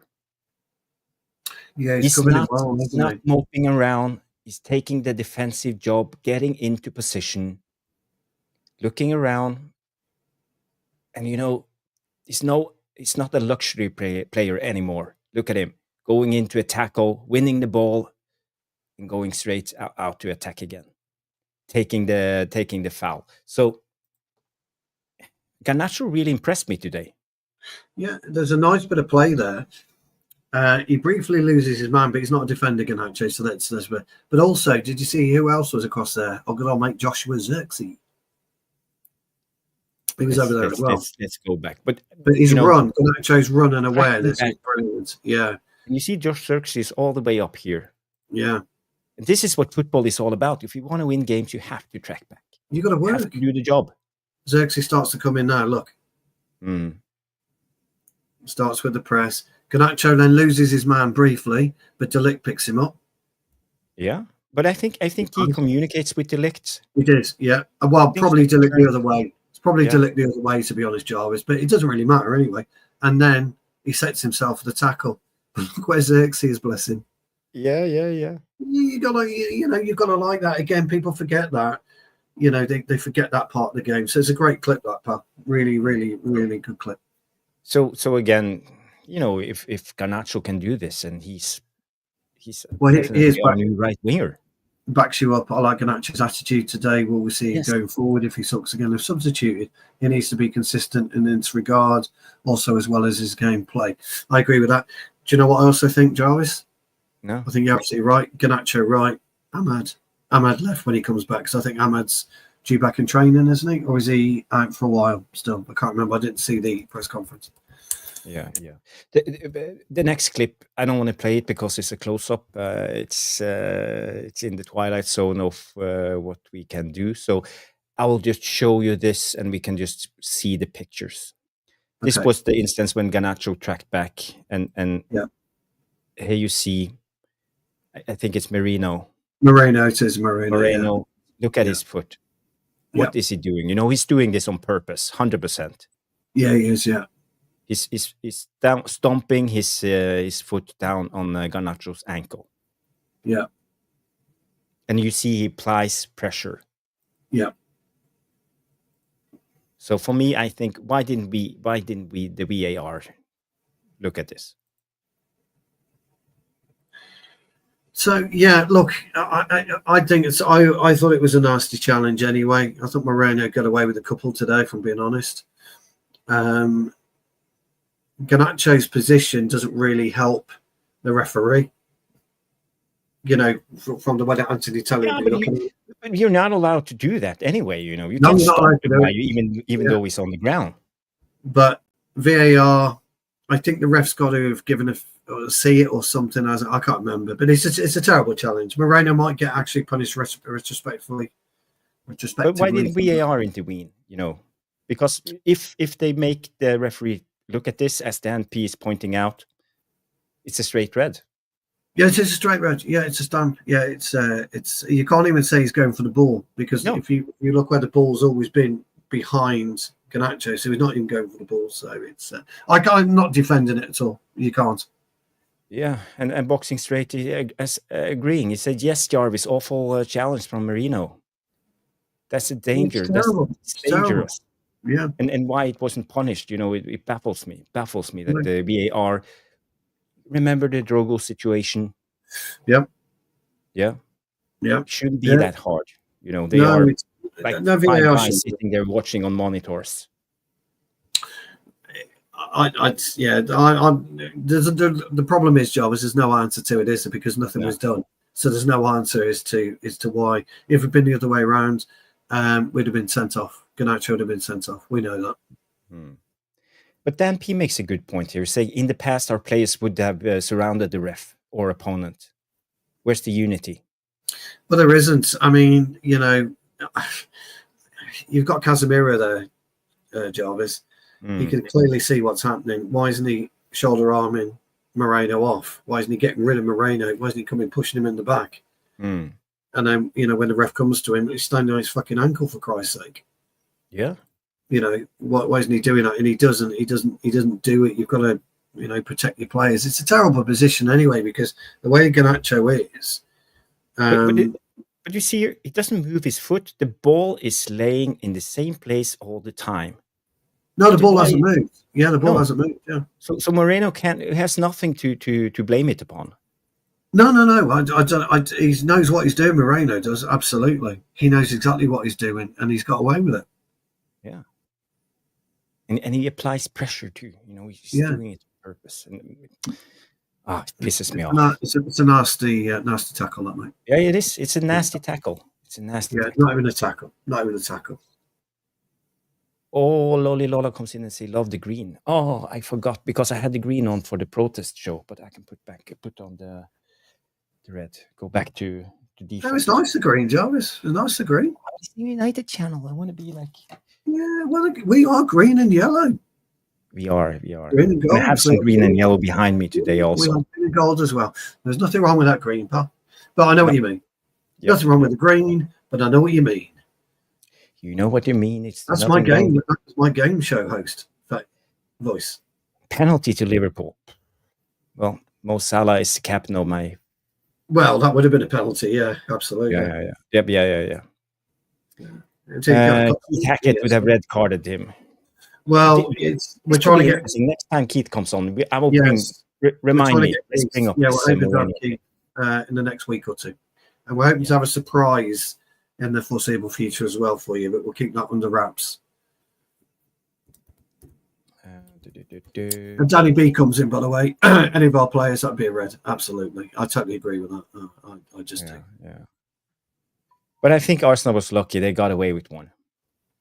They did. The only time Jarvis is green is when he's finished his 50 push-ups. Red in the face. I'm in terrible shape. You look in great shape, mate. You look in great shape. Well, I'm looking, but not for real. Yes, again, we come on the right side. Garnacho receives the ball. He goes to the byline and tries to cross. I like what I see from Garnacho. And even in this instance, we have people in front of goal. He tries a cutback. It's a terrible pass, but he bounces through to the Arsenal defender, and it goes into Xerxes. Tries a heel flick, and Raya saves it. Look, you got a nice connection on that. The thing about this one, and Garnacho will learn this, there was no other ball. There was no point going into the 6-yard box with that ball because Xerxes was too far behind. Mm-hmm. I think he tries Mazraoui. Tries to get Mazraoui, yeah. But it's not a bad effort. No? It comes off the knee, and then Xerxes could have. Should have scored that one. Should have scored, really. He could have got across, couldn't he? Maybe not done the back flick and just come across with his right leg, perhaps. Why flick it? Why not just bang it in? I don't know. He could have. It was a good effort. It was a nice effort, but he could have smashed it. It's too fancy-smancy for my taste. I don't. Well, you know me. There's no way I'll be doing that. I'd never get the coordination right. Imagine Roy Keane or Alex Ferguson back in the days. Oh, look. Here's the problem with They would have gone ballistic. They would have gone ballistic. You don't miss from there. Yeah, get off. Yeah, you don't miss from there. At least with a finish like that, it's. Yeah, it's all right when they come off. Eric Cantona would have got it. Yeah, it's all right when it comes off. When it doesn't come off, it comes a waste, doesn't it? Yeah. As it turned out, it was a waste. I have the Arsenal goal, so let's just go through the Arsenal goal because that was terrible defending, I would say, and let's just go through the whole thing. So here you see Declan Rice on the ball. And it's almost, I'm playing it in slow motion, but it's almost like it's all went in slow motion all the time. Go so slow. We are just walking. Look at Declan Rice here. Xerxes just letting him go. Oh, everybody's ball watching. We have a 1, 2, 3, 4, 5, and 1, 2, 3. So we play. And Declan Rice is all by himself for 15 seconds. And when he receives the ball, there's no one there. Boom. Yeah. So what happened? Was it Xerxes? Should Xerxes have picked up Declan Rice? Or is it Bruno who should have scanned this area? Are they all ball watching? Is it Eriksen who is too wide? Should Mazraoui be out there? It's a difficult one because Xerxes should have tracked Rice and then passed him across to Eriksen. That's what should have happened. But look, Xerxes is not looking at where Rice is. Eriksen isn't looking where Rice is. Bruno's not looking where Rice is. Nobody's looking at them, and they've actually got two on the outskirts. But you can't expect Garnacho, because Garnacho will be looking left always. So for me, as the ball plays, Eriksen doesn't make a look infield. Bruno doesn't make a look behind him. Those two don't make looks behind them or in field. So they've got no idea what personnel is behind them or where they are. So what about this guy? It's Casemiro. Why is he tucking in behind the centre backs? Why is he so deep? You've got to ask Lindelof that, because I would have Casemiro on the edge of the area, as you rightly say. But Casemiro will be in this area. Yeah, he should be there. Yeah, on the edge of the area. But yeah, Casemiro is one of our good headers of a football. Yeah, it's a difficult one, that one. If I was Ligt is here. Ligt is okay. I think I'd be screaming at Casemiro to push out as well. But I think you've got to look at Eriksen and Bruno as well in this. In this instance, just look, if you see Casemiro's head. Yeah, he's facing out towards Declan Rice. He realizes in this. There is another issue to this, by the way. How the hell did Lewis Skelly navigate his way into the box and around and able to get the ball across? Look where he is. He should have been completely boxed in over there. Yeah. But look where Casemiro's stayed put. Yeah. Bruno doesn't get the tackle in. Eriksen's still got no idea where Rice and I think that's Partey, isn't it? Garnacho started to see the danger, but it's too late. And Rice. But it's not only Rice, it's two of them. And that's Partey, yeah. That's the worst thing. And we talk about zone 14. Yes. But the interesting thing about that, though, it is Partey as well. But you can forget Partey anyway, because there's no way Kelly would have got the ball to Partey. He could only go to Rice. If you look at where Bruno's position is, it can only go to Rice. Basically, everyone's ball watching. It's poor. And then the goal comes. It's a great finish, by the way. The keeper had no chance. It is a great finish, but it feels unnecessary. It's an unnecessary goal to give away. Yeah, absolutely. Yeah. But I don't think anyone covered themselves in glory, really. A lot of people, will probably go after Eriksen for that, maybe go after Bruno. But there's more to it than just... A lot of good comments on this. Let's see here. I want to go through it. Danny B comes, lazy legs burning out. Yes, I think we saw lazy legs both on Casemiro and especially Eriksen. I think they lost their legs. And Trevor Wade say... Rice had too much time and space on the edge of the box, unfortunately. And Danny B, he blames Eriksen. Lola comes in and says, nail pace. Well, yeah. And Catherine comes in. Yeah, obviously, you are 100% right. They're all too busy ball watching. And as a defender, when you're defending, you shouldn't ball watch. You should scout your area and be aware. Defend the zone, not... As a defender, pal, I would have been blaming the midfield all day long. As a defender, that's what I'm saying. I'm saying, that's your job. He's your man. He's a midfielder. You watched him, or you should have known where he was at any given time. As a defender, I would have blamed the midfield. So a lot of good, all ball watching, no communication. Yes, and Danny B comes in, another cutback. How many of them have we conceded in the past 2 years? Yes, cutback is now the new wine when it comes to football. It's all about cutbacks. And we have Red Devil United coming in. Big up, it's Rich coming in and say, big up guys. Raya saved Arsenal today. Yes. Well, he did at the end. I think we'll probably find it was a poor miss, but yeah. And I see Rich is talking about Højlund. Let's go to the Højlund clips. We have a couple of big chances from Højlund. I think we need to look at them. As our attacking coach Stu Woolley, It's time for you to analyze the strength of our brilliant attacker, our Danish dynamite, Rasmus Rasmatas Højlund. So here again, we win the ball high up the pitch. Casemiro against Declan Rice, I believe, wins the ball, and Højlund.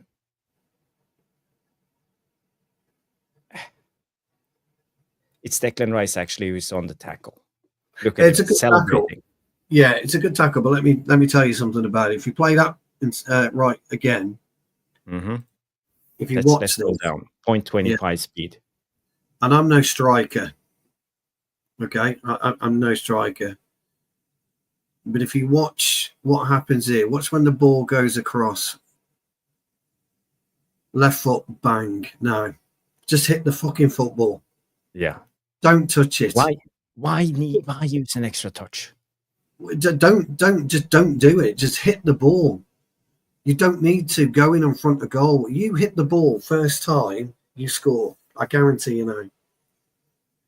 That is true. Red Devil United. Yes, he's not rich. You're right. Here we go. No, just shoot. Just shoot. Get it out your feet. Just shoot.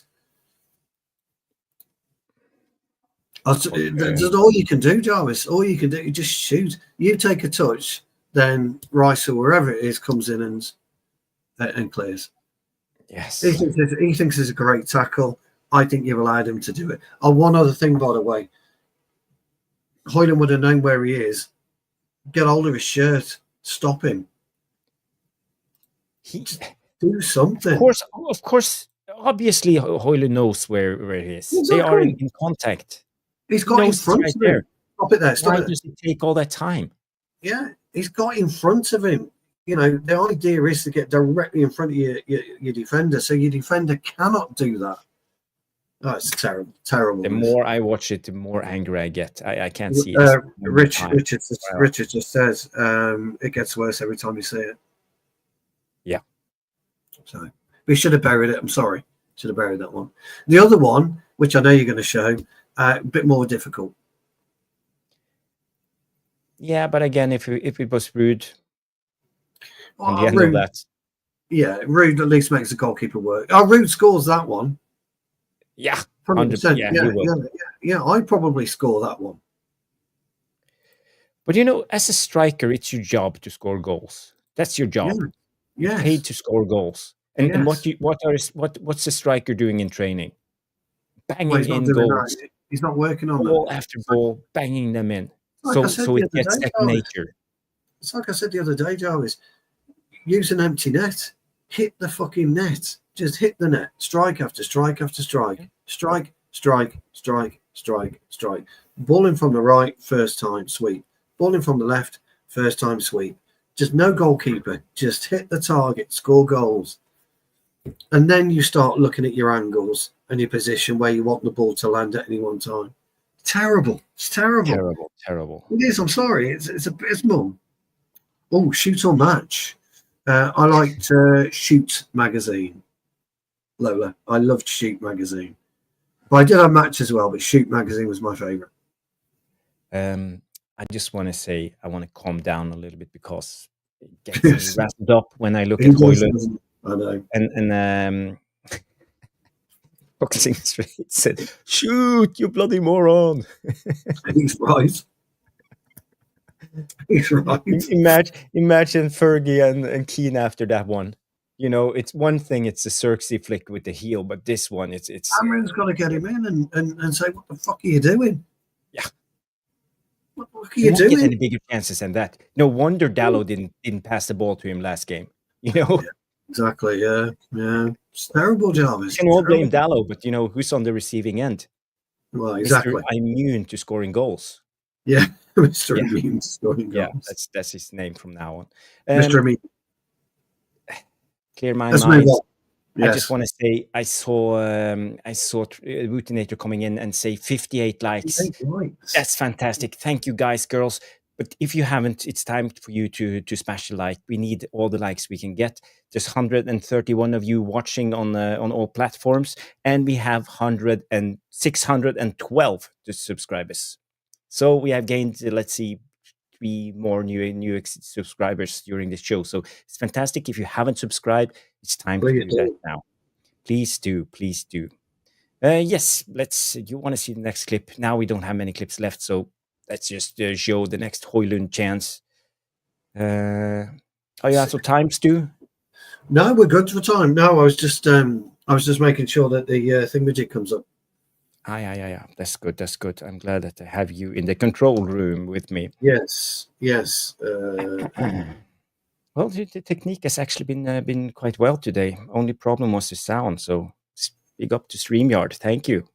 Yes, but you're right now. You haven't caused any issue recently. No. I cleared my cache. Do you know what the cache is? Yeah. Twitch loves us, by the way. I'm hoping. I don't know if they are. We still got our mates. Is he still watching? Still one guy watching on Twitch. So big up to the guy on Twitch. What's up to the guy on Twitch? How many's on Twitter? We have 87. Please, guys, before we play this next clip, get over and hit that like and smash that subscribe button, please. And you can help us out and go to X and share.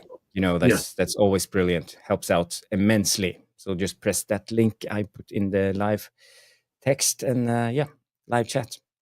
Next clip, it's all about Højlund again. Mazraoui is on the ball. Højlund makes a move. Place it out to, is it Bruno? And Collier on the overlap. Mazraoui, Højlund in the middle, but he can't get his foot on the ball. No, I liked, the only thing I liked about Højlund there was his ability to try and his want to get across the man. Everything else was abysmal. He's up against Gabriel. Yeah, good defender. But to see him start trying to he makes the match. Yeah, it was nice. But he's in front of Gabriel now. Gabriel's got a problem. Mm-hmm. Gabriel's got his arm around the back, his back, and Højlund now should really start pushing into Gabriel, start moving in towards Gabriel, almost pushing Gabriel backwards, but to the side, so he gives himself more space. So the ball comes across the goal more, so he can get across, get a strike in on his left foot. But he doesn't. He moves away from Gabriel again. That's what gives Gabriel the chance to get the tackle in. As a defender, that's what happens there. But Stu, I don't know if it's relevant, but look at Højlund's feet. Yes, that's what I mean. His feet. It's never in balance. It's always like too erratic, and his feet and arms and legs are everywhere. It's like an octopus sometimes. Yeah, it's not in balance as a player. He's a big guy. He's strong. Yeah, but look where Gabriel's arm is now. He's kind of more on his shoulder rather than where it was behind him. So because it was behind him, Højlund had got a better grip of Gabriel. Now Gabriel's got the grip on him, which means Gabriel can stop him, use him as leverage to get the tackle in. And that's exactly what I would have done if I was Gabriel. But also, you need to look at from Collier, I would say. Yeah, absolutely. But you need to look at where Højlund is, where his trajectory is taking him. His trajectory is taking him, so he's got to go. He's got to try and sweep his leg in to get the ball to the first post. You just should have slide. But there's no space. Look, there's no space. Where's the space between the post, Raya, and trying to score from there? There isn't. No. If you watch now, as you put the ball in, is that Philip? Yeah. Is he all right? Yeah, he's good. Okay. And you've got no choice. Look, even Raya, there's only one area that ball can go, just inside the far post, and Raya's there anyway. Yeah. So if you go back to the very beginning of it, where the tussling starts, let's see. Yeah, play it from there. Around here, yes. Yeah. Watch Gabriel's arm. He stays in connection. Yeah. Now you've got to push him back into the centre of the goal. You've got to push Gabriel into the centre of the goal there. So you've got more than you've got no working space. You've got no space to manoeuvre so tight to it there. So ideally, you've got to go backwards. Yeah. In my in my opinion. This one doesn't frustrate me as much as the first one, but again, maybe as a real poacher would have been there and scored. Yeah, but a real poacher would have done it better, though. Yeah. The other thing is he could have gone behind Gabriel. He could have. When he stopped, I'll come in behind you and give myself. It's all about workspace. He didn't create any space for his work. Can we say we see improvements? At least he's there at the receiving end. Well, he was there and he tried. I think it was interesting. Yeah. We have a comment from Twitch. Big up. First comment from. Is that Twitch? That's Twitch. On streambo.com. Who's streambo.com? Remove the space. Precipitation. He said best viewers on streambo.com. I don't know. It's like thank you. Anyway, we got a stream. We got a Twitch stream. What's streambo.com? Can anyone tell us what streambo.com is? Do you? Big up. Thank you for leaving anyway. Yeah. Thank you. The kids today. Kids. I don't know what they're doing. We don't. We haven't got a clue.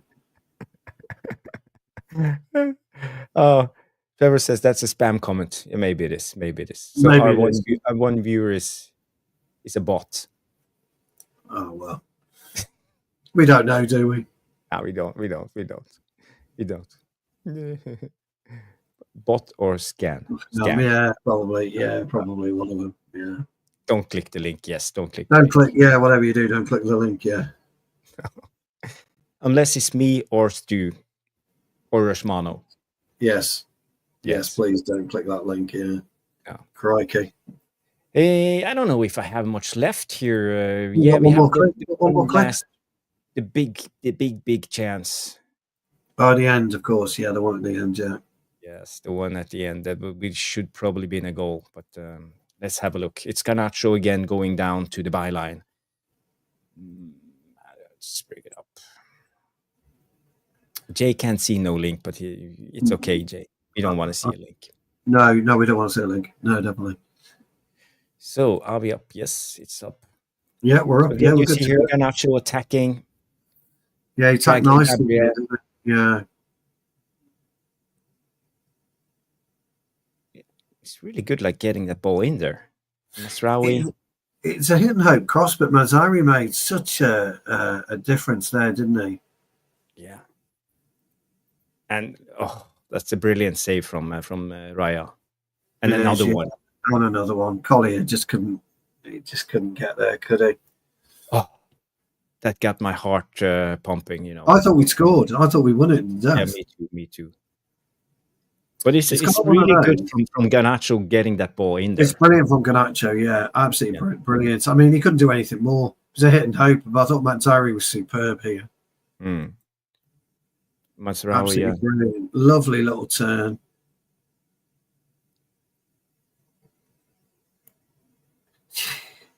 For some reason, should Bruno have just picked the other corner because of the movement of Raya? A couple of things. Well, yes and no, but you'll notice that Bruno's rushed his shot, and you'll see by the defender come sliding in now. There you go. Yeah. He's rushed his shot because, and his hop. What he's also done, by the way, is hop over the defender's legs. Watch, could have had a spot kick here. Look. But the thing is, you see the angle here towards this side of the goal is blocked by the. It is, here. Yeah. I think you can only. So it's forced to choose this. Yeah, and it was a good save though. Even so, But watch Bruno go over his leg. What's he done that for? If Bruno stands, probably gets a broken leg. By the way, but we get a penalty, we win the game. Yeah. Look at this.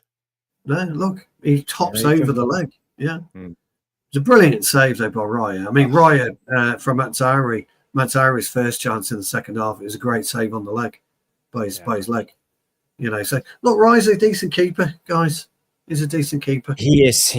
We got a draw. We got a result, and as you quite rightly pointed out on the stream earlier, today's game, it is what it is. We get a result. We don't get a result Thursday. We must get a result. Yeah. So,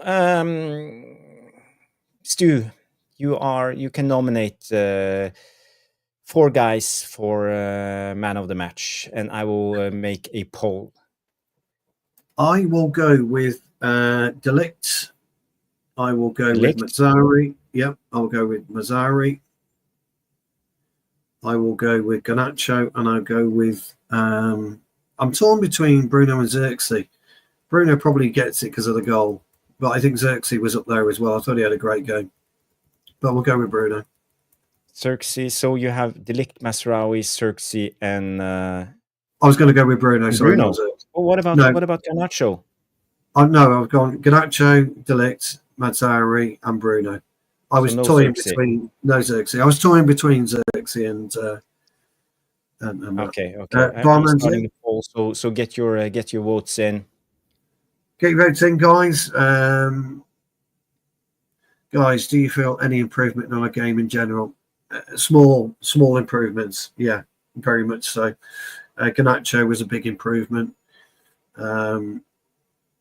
The way that Garnacho or Ligt is coming in now. Mazza, man of the match. Heaven, by the way, was a superb cameo. A really, really good cameo. Really, really impressed with him. Rashmano says Bruno, Mazraoui, Xerxes, Yoro before he went off. Again, all good ones. Boxing straight talk, Garnacho or Ligt for me. Here we go. Here's a nice one. Danny B, Bruno, Ligt, Garnacho and Heaven. Yeah, you can't argue with them. I thought Heaven was great. Andrew Ellis at Mazza was our best attacker in terms of creativity or creating. Catherine comes in with Ligt. What about Casemiro? He had a solid game today, but I don't think he was. I think it's one of those actually where most players would probably score a 7.5, and 6.5 to 7.5 in that kind of area. So yeah, I thought he was decent. Andrew Ellis, Casemiro was class. Danny P, great. Mazraoui, great. When it comes to duels, when it comes to Casemiro, I just want to say sorry for interrupting you, Stu. That's all right. Won 9 out of 11 ground duels. Yes. And he won 12 duels, including aerials. Yeah, no, he had a. He was really good in breaking up play and winning the ball back. He had a solid game today. Maybe we're just seeing a bit of a Casemiro renaissance, and we see something. What about Onana? Didn't he have really good saves? Did okay. Yeah, he did okay. Onana. I think he came and claimed the ball a couple of good times, but he parried out again, didn't he? Towards the end, we could have lost 2-1. Although he was offside, wasn't he, Martinelli? Luckily for us. Luckily for us, yes. It was a poor parry. He missed it anyway. It was a poor parry. So it was one of those. Dalot twatting a match. Yeah, absolutely. Let's have a look. Kaz was good. Just think Garnacho and Ligt were slightly better. Tend to agree. Danny B coming in with 100% there, Trevor. Be interesting.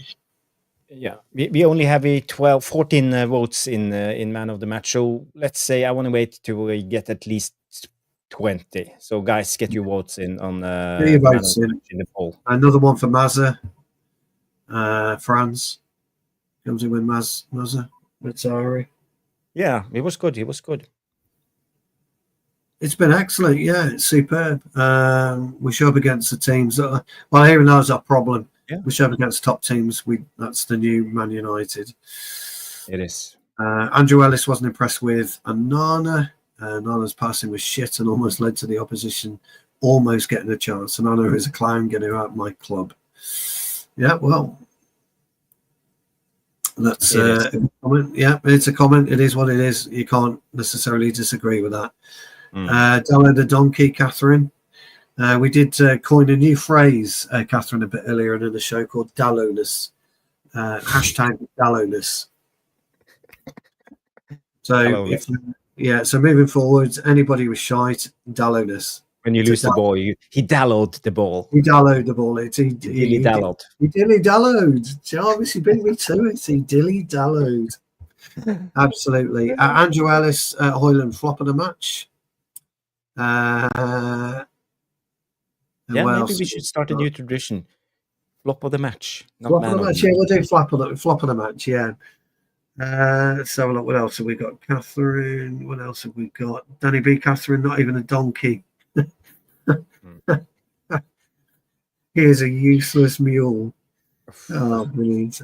Boxer Straight Talk came in with an honor. Did dangerous spill again, guys? Correct, absolutely. And Trev, he's hashtagged Daloness for us. If twat of the match was a thing, Dalot would be the best around. Hashtag Daloness. Excellent.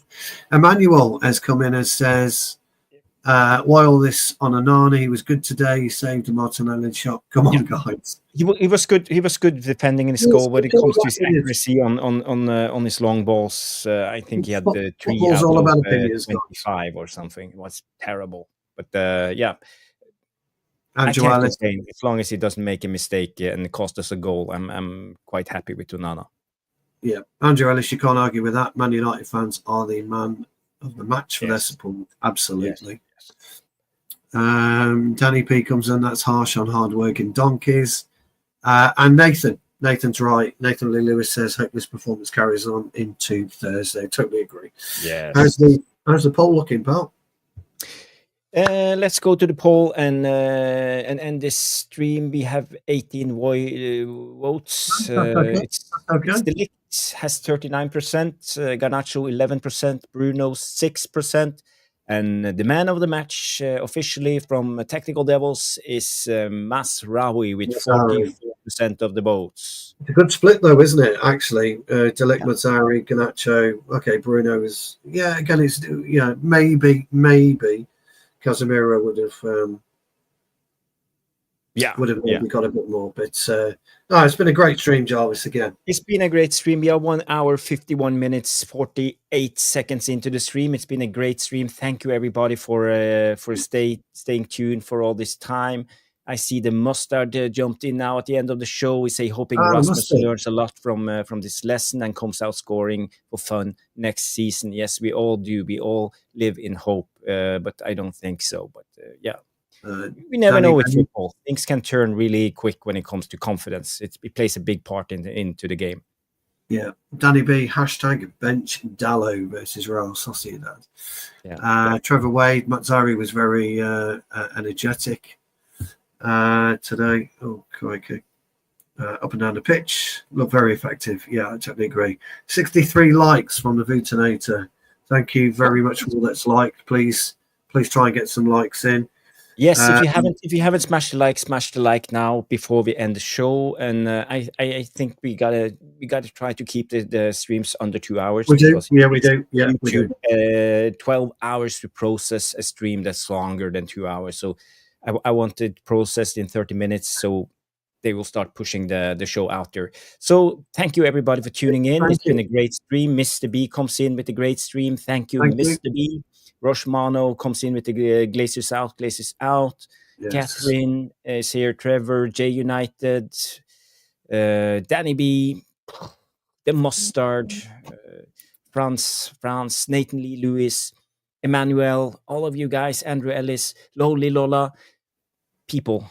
After the show ends, leave a comment in the non-live section. I love to talk to you guys after the show ends. It's always good to get your insight on the game, and we will be back tomorrow night on with Jarvis's Corner 9 p.m. So guys, Jarvis's Corner, and then we'll be live Thursday after the Sociedad match. Jarvis might do, depending on what time he's got on a Wednesday, might do a preview, mightn't you?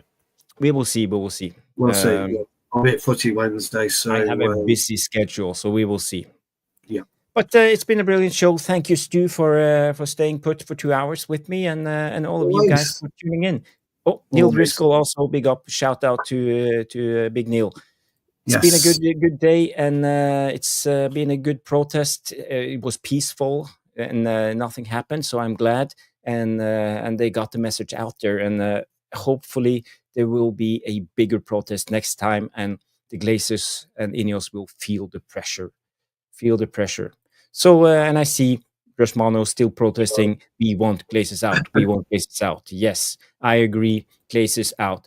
good night, everybody. Good night, Neil. Good night, guys. All the very best. Great stream. So we will see you on the next. Leave a comment in the non-live section and subscribe if you haven't. So thank you, everybody, and have a good night. Bye-bye.